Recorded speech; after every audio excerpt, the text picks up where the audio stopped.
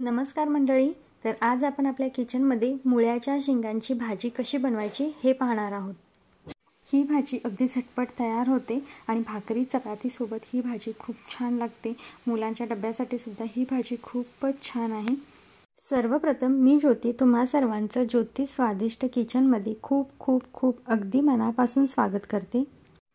पांढरा मुळा असतो ना, तो अगदी जमिनीमध्ये असतो आणि आपण त्यापासून सुद्धा खिसून छान भाजी बनवतो, पण त्याच्याच झाडांना वरती अशा ह्या मुळ्याच्या शेंगा लागतात।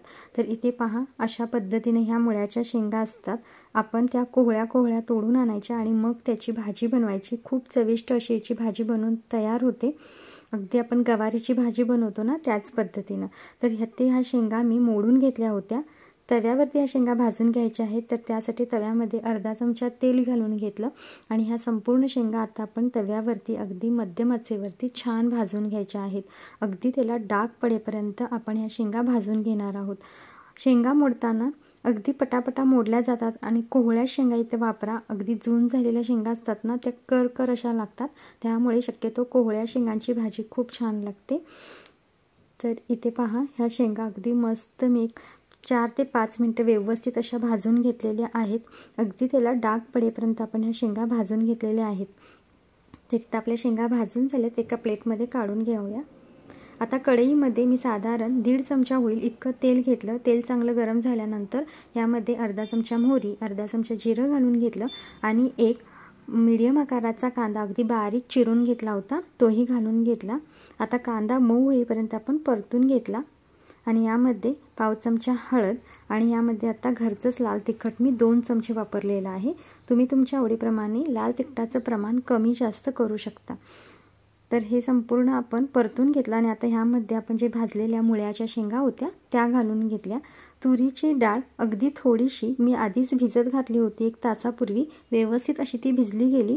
ती संपूर्ण डाळ आता ह्यामध्ये मी घालून घेतलेली आहे आणि चवीपुरतं मीठ घालून घेतलं। आता हे संपूर्ण आपण मिक्स करून घेऊया। तर ही भाजी आहे ना, अगदी पटकन तयार होते आणि इतक्याच साहित्यामध्ये जर आपण ही भाजी बनवली तरी सुद्धा ती खूप छान होते। अगदी जास्तीचे मसाले यामध्ये ॲड करण्याची काही गरज नाही। एवढ्या ह्याच्यामध्येच खूप चविष्ट अशी भाजी बनवून ही तयार होते।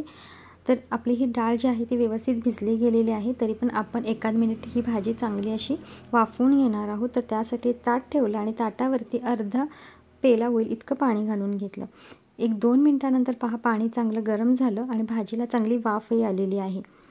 तर इथे पाहू शकताय, मस्त भाजीला असं तेल सुटलेलं आहे, भाजी चांगली वाफवलेली आहे। शेंगा भाजून घेतले त्यामुळे अगदी जास्त वेळ लागत नाही भाजी शिजण्यासाठी। तर जेवढं पाणी घातलं होतं तेवढं संपूर्ण ह्यामध्ये मी घालून घेतलं। तर हे पहा, सगळं संपूर्ण पाणी यामध्ये घालून घेतलं। भाजी पुन्हा एकदा व्यवस्थित मिक्स करून घेतली आणि आता याच्यावरती ताट ठेवून हे पाणी आपण आटेपर्यंत भाजी शिजवून घ्यायची। अगदी 2 मिनिटांमध्ये पाणी आटताना भाजी तयार होते।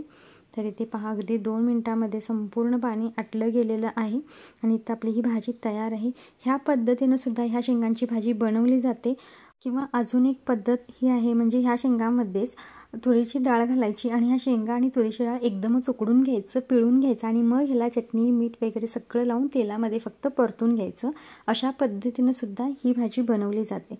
तर आपली भाजी इथं बनवून तयार झालेली आहे, अगदी झटपट झालेली आहे, पण अगदी चमचमीत अशी आपली ही भाजी बनवून तयार होते। तर आज आपण बनवलेली मुळ्यांच्या शेंगेची भाजीची रेसिपी तुम्हाला कशी वाटली हे मला कमेंटमध्ये सांगायला अजिबात विसरू नका। तुम्ही सुद्धा ही भाजी एकदा नक्की ट्राय करा। खूप छान चमचमीत आणि झणझणीत अशी आपली ही भाजी बनवून तयार होते। तर व्हिडिओ तुम्हाला आवडला असेल तर व्हिडिओला एक लाईक नक्की करा, व्हिडिओ जास्तीत जास्त शेअर करा आणि अजूनही जर चॅनलला सबस्क्राईब केलं नसेल तर प्लीज सबस्क्राईब करा। साईडचं बेल आयकनही क्लिक करा, जेणेकरून मी बनवलेल्या रेसिपी सर्वात आधी त्या तुमच्यापर्यंत पोहोचतील आणि तुम्हाला त्या पाहता येतील। पुन्हा भेटू अशाच नवीन चमचमीत अशा रेसिपीसोबत। तोपर्यंत बाय बाय।